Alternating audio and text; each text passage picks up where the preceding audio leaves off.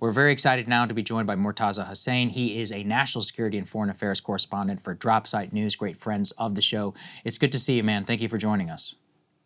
Hey, good to see you guys. All right. Well, you join us at a very, very consequential time, my friend. Let's go ahead and put this up there on the screen. We have major developments across the Middle East. CBS News and multiple other outlets reporting, quote, Israel is poised to launch an operation on Iran. So, Maz, what we know so far from inside the administration is that this is being sold allegedly as Israel is poised to strike Iran without U.S. approval. But it appears, of course, the U.S. at least has some forewarning, its own intelligence, perhaps even at diplomatic channels. Things are all over the place in terms of what's actually happening. There has been widespread now evacuation, or at least voluntarily evacuation, of the departure of dependents in the U.S. military bases across the region. President Donald Trump has reacted very ominously. I'm going to play this, and then we're going to get your reaction. Let's take a listen. Could you provide an update on Iran? We're hearing reports that U.S. personnel are being moved out of the region within striking distance.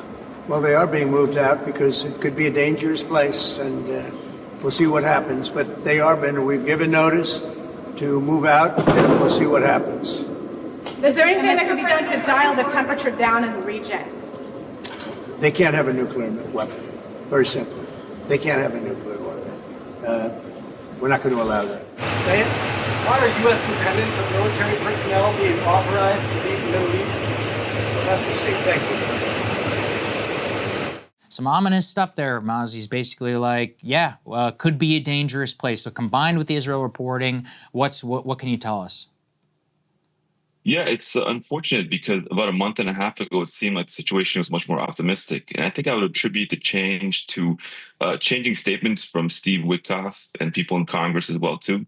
At the start of the process, Witkoff was saying that the U.S. would be okay with the Iranians having low-level nuclear enrichment for civilian purposes, which would then be monitored and so forth by the International Atomic Energy Agency. And the Iranians are okay with that. They don't necessarily want a nuclear bomb per se. They could have pursued one some years ago, but there are great costs associated with having a bomb. It would piss off many of their neighbors separate from the U.S. It would probably start an arms race in the Middle East as well, too. It could trigger a war, at least for a short term, with the U.S. or other parties. So they have said they don't want a bomb, but they don't want to dismantle their entire nuclear energy program, which they spend many, many years building. It's an issue of national pride as well, too. So Witkoff now is taking or expressing or conveying a very, very maximalist position, which is kind of like the Libya position. Yes. As people remember, Libya agreed to dismantle its entire putative capacity for developing everything, which even could be a WMD. And that didn't end very well for Libya. It wasn't a very advisable path if you look at it from the Libyans' perspective. That's a really polite way of saying getting sodomized on television. You know, I mean, let's be honest about what happened here. Yeah. Yeah, the Libyans agreed to dismantle, and then they were attacked, and their leadership was killed and driven to exile and many terrible things. So the Iranians do not want to repeat that. So effectively, we have a situation where the U.S. red line is currently publicly expressed, and the Iranian red line is incommensurate. The U.S. is saying now that they can't have any enrichment at all. The Iranians saying we'll never give up our enrichment. So in this case, it creates a situation where a conflict would become inevitable unless one side were to compromise or back down. And I think what we saw the last couple of days are attempts to maybe do psychological operations, saying that the Israelis are going to attack you if you don't compromise on this subject. But so what we've seen so far, the Iranians do not seem to be backing down per se. Today, they escalated quite a bit, saying that they may withdraw from their nuclear treaties and take other steps in response to that as well, too. So I think, unfortunately, we've had a situation where a deal was very, very attainable. But now, at least the last 48 hours, seemed a lot less so. And Maz, how do you assess the likelihood that Israel will strike Iran? Obviously, you have the personnel being pulled from the region. That's one indication. You also have various people now going out and saying, oh, they're really close to, achieving a nuclear weapon, which we always hear, before the war drums start beating. So how likely do you think it is that we are on the precipice of some sort of Israeli action, also given the fact that it appears Trump has a couple times during the course of this negotiation sort of pushed them off and said, no, you can't strike Iran at this point? Yeah, the Israeli modus operandi is usually to strike when people are not expecting it and not to telegraph it's happening beforehand. So what you see in the last couple of days is a tremendous amount of signaling and telegraphing, which makes me think this is more, at least for now, psychological. They're not necessarily preparing for an imminent attack. But, there are talks scheduled for this weekend between the U.S. and Iran in Oman. And based on what happens in those talks, situation could change. But I think if the Israelis do attack or someone does attack, there won't be this lead up that's very, very public where they're issuing statements publicly and evacuating people in a very, very notable manner. I think they would try to use the element of surprise as much as possible. But I think the thing is, the Iranians, if they really do believe that the Israelis or even the U.S. is going to attack them, they're going to take preparations beforehand. They're going to try to move as much nuclear material out of the likely to be targeted sites beforehand. They may withdraw from certain treaties or expel inspectors so they can take their nuclear materials completely into private. So actually, even from the perspective, if you want to stop an Iranian nuclear weapon, attacking is kind of a really bad option because Right. the Iranians, it's a huge country, first of all. It's almost 90 million people. It's a very, very big landmass. It's not like Iraq. It's much, much more challenging than Iraq to attack for a foreign country. And if they withdraw from these treaties, there's not really much you can do. You can maybe attack them once, but then you're going to have to keep attacking them forever, really, to figure out where the nuclear materials are. The knowledge won't be taken out of the country. It'll still be there. You may have to invade the country even to stop or to root out the new suspected nuclear sites. Attacking Iran would not be a one-off affair. It wouldn't be a week long or a couple of days or even a month. It would probably take the entire Trump term or even longer beyond that, being involved militarily in the country if you really want to stop the nuclear program, if they withdraw from the treaties. So I think that a deal really does satisfy everyone's needs. It satisfies their own need to maintain some civilian program. The Trump administration wants to pivot to China, doesn't want to have more wars in the Middle East. I think the American public is very, very exhausted and disenchanted with this. So a deal really is the path of least resistance. But because I think that maybe a poison pill has been imploded in this deal based on what we've seen with Witkoff's evolutionist statements, it's moved from agreeing to civilian enrichment and nothing. I think the people in the U.S. who do want a war and they successfully put that change in position in, but it's not really a good solution for anybody. It's bad for Iranians, bad for Americans, bad for Israelis even to have the major war with Iran for many, many years. But that's the path we're on right now, barring some heroic diplomacy on Sunday. Well, we can talk about that. So at the very least, there were initial comments that were made that there would be no more or not a sixth round of talks. Now, fortunately for us, we can put this up on the screen. The Omani foreign minister confirmed that talks will happen between Steve Witkoff and between Iran's foreign minister. However, Maz, at the same time, we do know that Israel's head of Mossad and their minister, Ron Dermer, will be meeting with Steve Witkoff apparently ahead of said meeting. Again, potentially for some coordination of what exactly we don't know. But this last round of talks seems very critical because of the position where U.S. intelligence now saying that Israel is basically poised to strike Iran. There's a lot of pressure on the Iranians and the U.S. there. What is your assessment? If this does not come to some decent conclusion in this round, is it even possible for us to have another round, or are we going to see the prelude to, like you said, withdrawing from agreements? I believe Iran just got rebuked this morning by the IAEA over nuclear materials. So things do seem to be trending, in a very bad direction unless things go well during these talks. Yeah, this is a problem too that Mossad officials and Ron Dermer have been hovering around the talks from the beginning. They've been in Rome, they've been wherever the talks are happening. They're either briefing Witkoff beforehand or just being in the area to let them know that their position is very, very important in these talks. So, to be honest, I'm not particularly optimistic, unfortunately, about the Sunday talks or the talks this weekend. It seems like a last-ditch effort. And, there are strong motivations for both sides to come to some detente.